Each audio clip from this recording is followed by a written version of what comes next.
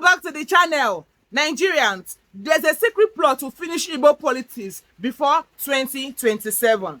This plot is among the Yoruba leaders and the Funani power brokers. This very video will interest you because it points out all you need to know that is going on between the Funani and the Yoruba plots. Don't forget to subscribe, like this video and drop your comments, and you will love to watch to the very end so you will understand what is currently going on between the Funani and the Yorubas, why they want to finish the Igbo politics before 2027. Don't forget, subscribe to this channel. Welcome back to the channel. My people, something dangerous is happening behind the scenes. There is a secret political agreement brewing between Yoruba leaders and Fulani power brokers. And their mission is one: to finish Igbo politics before 2027. Think about it. Since Peter Obi shocked the political system in 2023, the Nigeria elite have been restless. They saw something they never expected: a united Igbo movement that gained national sympathy. That scared them, because if it can happen once, it can happen again and stronger. Now, Yoruba elites who control the presidency through Tinubu and the Fulani Northern cabals who control it under Buhari are quietly cutting a deal to block the Igbo man permanently from ever entering Aso Rock. This is not small gossip. Look at the signals. Mandela's market clashes in Lagos, demolitions of Igbo businesses, sudden media campaigns against Peter Obi, and silent talk of zoning power only between Yoruba and North. Stay with me until the end, because when I break down this story into 10 parts, you will see clearly how the game is rigged and why Igbo politics is under direct attack. This is not just about politics, it is about the survival of Igbo voices in Nigeria. If you are Igbo, you must understand this plot because it will affect your children's future. If you are Biafran, it proves why the struggle for freedom is the only way forward. And if you are Nigeria, you need to know how you so-called leaders are playing chess with your destiny. By the time you watch to the end, you will understand why Yoruba and Fulani leaders pretend to be enemies but unite against Igbo ambitions. Why the Southeast keep getting sidelined despite promises of inclusion. And most importantly, what the only way forward is for the Igbo nation. So don't go anywhere. Listen closely as we break this down. The secret meetings begin right now in Lagos and Abuja.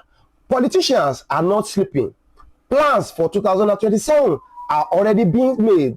Yoruba leaders in the ruling party are sitting with Fulani power brokers from the north. Their discussion: how do we make sure no Igbo man comes close to the presidency? They remember how Peter Obi shocked everyone in 2023 with little money, no strong party structure, and even media bias. He still managed to win millions of votes across Nigeria. That was not supposed to happen. And for the Northerner and Yoruba elite, that was a danger signal. So, what are they doing? Yoruba leaders say Tinubu must complete his tenure. Fulani leaders reply after Tinubu, power must return to the north. Both camps agreed silently. No place for the Igbo. These talks are happening quietly, but the signals are already open. The demolition of Igbo shop in Lagos, the sudden rise of Yoruba propaganda against Peter Obi, and the silence of Northerner elders when Igbo businesses are attacked. These are not accidents. They are part of the calculation. Why the Igbo are seen as a threat? Why are they so desperate to stop the Igbo? It is because the Igbo spirit cannot be controlled. The Igbo are everywhere, in business, in education, in innovation, in politics. Even though the Igbo are not the largest ethnic group, their influence is so strong that Nigeria cannot function without them. That is why the elite fear Igbo politics. Peter Obi's performance in 2023 exposed the truth for the first time. the Igbo vote mobilized beyond the southeast and capture as in the southwest, north central, and even among some northerners. This scared the ruling cabals. They know that if the Igbo get just one more chance, they could break the monopoly of Yoruba and Fulani politics. To them, an Igbo president means economic reforms that will weaken their control, justice that may expose their corruption, and the rise of a strong Igbo identity that could lead to Biafra independence. That is why the Igbo must be painted as rebels or troublemakers who don't deserve power. It is a fear-driving strategy, not just politics. Divide and rule politics. One of the oldest tricks in Nigeria is divide and rule. And sadly, it works best on the Igbo. The Yoruba and Fulani elites know that if the Igbo unite politically, they will be unstoppable. So what do? They sponsor division among Igbo leaders. You will see some Southeast governors suddenly defending Tinubu, not because they love him, but because they are promised contracts and appointments. You will see others secretly aligning with northern cabals for survival. And before you know it, Igbo unity collapse. This is not new. It happened during the First Republic. It happened after the Civil War, and it is happening now. Instead of speaking with one voice, Igbo politicians are scattered, some with APC, some with PDP, some with Labour Party, and some with nobody. And that is exactly how Yoruba and Fulani want it. Because a divided Igbo political house means no serious presidential challenge in 2027. Media blackout against the Igbo. Look at the media space. In Nigeria, who controls it? Mostly Yoruba and northern interests.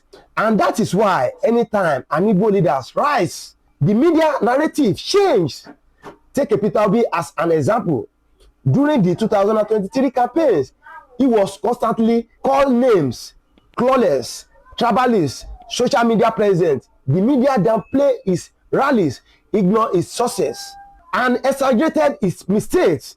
It is the same playbook used against Nnamdi Kanu. Instead of discussing his message, they paint him as a terrorist. Why? Because the goal is to discredit Igbo voice before the people start to believe in them. Heading into 2027, this strategy will get worse. Expect more negative news about Igbo leaders and more propaganda videos and more attempts to silence Igbo voice on TV, radio, and newspapers. They know media is power and they will use it to crush Igbo ambition. Economic strangulation. Politics in Nigeria is not just about votes, it is about money. And here is where they targeted the Igbo most. The Igbo dominate trade and businesses, especially in Lagos and across Nigeria. That is why in recent years, we have seen Igbo markets attack, demolish, or burn. From Ladipo to Mandela's market, every crisis seems to affect Igbo traders most. Why? Because when you weaken a man's pocket, you weaken his politics. If Igbo businesses lost their shop and businesses, they cannot fund campaigns, they cannot mobilize votes, and they cannot rise politically. This is not coincidence. It is strategy. Yoruba leaders quietly allow Igbo shops to be destroyed in Lagos, while northern policies keep strangling trade in the east through bad roads, checkpoints, and insecurity. The goal is simple: starve the Igbo politically by starving them economically. Using religion as a weapon. Religion is one of the deadliest tools in Nigeria politics, and Yoruba Fulani allies know how to use it well. The Fulani North will always mobilize Muslim votes in millions, using mosques and imams to dictate elections. The Yoruba Southwest, even though Christian-dominated, has strong pastors and churches that can mobilize votes for their candidates. But where does that leave the Igbo? Trapped in the middle. The Southeast is Christian, yes, but they don't have the same national religious influence as the Yoruba. The North and West can use religion to shut out Igbo voices. That is why in 2023, even when Obi had the most logical message, many voters were told in mosques and churches, don't vote for him. Heading into 2027, expect religion to be used again as a weapon to block Igbo chances. The fake promises of restructuring. For over 20 years, Nigerian politicians have used restructuring as a carrot to deceive the Igbo. Each election, they say, vote for us and we will restructure Nigeria. But after elections, they forgot. Why? Because true restructuring will give the Igbo more control of their economy, their land, and their politics. And that is what the Fulani and Yoruba elites fear most. Now, as 2027 approach, you will hear the same sweet promises again. They will say, support us, and we will give Southeast more states. We will fix your road. We will restructure. Don't be deceived. These are empty promises designed to calm Igbo anger until power returns to the same people. The truth is, restructuring will never happen under the current system because it benefits only the ruling cabal. 2027 zoning game. One of the biggest lies in Nigeria politics is zoning. They say power will rotate, but when it gets to Igbo turn, the rules change. In 2027, Yoruba will say, Tinubu just started, let him finish 8 years. Fulani will say, after Tinubu, power must come back to the north. So where is Igbo turn? Nowhere. The system is designed to exclude the Igbo permanently. That is why since 1999, Yoruba are full for 16 years, Fulani for 10 years, and Igbo for 0 years. Is 0 years. Yet they will keep saying it is not yet your turn. The 2027 zoning game is already being arranged. The plan is simple. Keep rotating power between north and west and leave the Igbo begging. Why Igbo governors can be trusted? One of the greatest problems of the Igbo nation is betrayal from within. Many Southeast governors are already part of the Yoruba Fulani plot. Some of them are openly defending Tinubu because of political appointments. Others are secretly aligned with northern politicians to secure their personal future. When Igbo people are attacked in Lagos, these governors keep quiet. When markets are demolished, they look away. Why? Because they don't want to offend their political masters in Abuja. This betrayal is dangerous because instead of fighting for Igbo survival, they sell their people for contrast and favor. Heading into 2027, these same governors will be used as a weapons to scatter Igbo votes. They will discourage unity, promote fake alliances, and betray the people at the last minute. The only way forward, my people, the handwriting is clear. The Yoruba Fulani Alliance has one mission: keep the Igbo permanently outside Asoro. This is not new. Since independence, the Igbo have been sidelined. After the war, they were pushed away from power. Now, in 2027, they want to close the door permanently. So, what is the solution? Igbo must understand that Nigeria was never designed for them unless the Igbo unite and take their destiny in their own hand. 2027 will be another disappointment. The only way forward is Igbo unity and Biafra self-determination, because as long as the game is played under Nigerian rules, the Igbo will never be allowed to win. Weaponizing insecurity in the Southeast. Have you noticed how insecurity in the Southeast keeps getting worse? Unknown gunmen, sit-at-home orders, kidnappings, and constant clashes with security forces. Do you think it is just ordinary crime? No. It is a strategy. Yoruba and Fulani political allies understand that no region with constant insecurity can produce a strong presidential candidate. By keeping the East unstable, they weaken Igbo participation in national politics. During elections, insecurity prevents voter turnout. It discourages investors. It makes the region look unsafe to outsiders. Meanwhile, the same leaders who fuel insecurity in the southeast are quick to point fingers at the Igbo, calling them violent or disorganized. They create the problem and then use it as propaganda against the Igbo. This insecurity is not just about violence, it is a political weapon.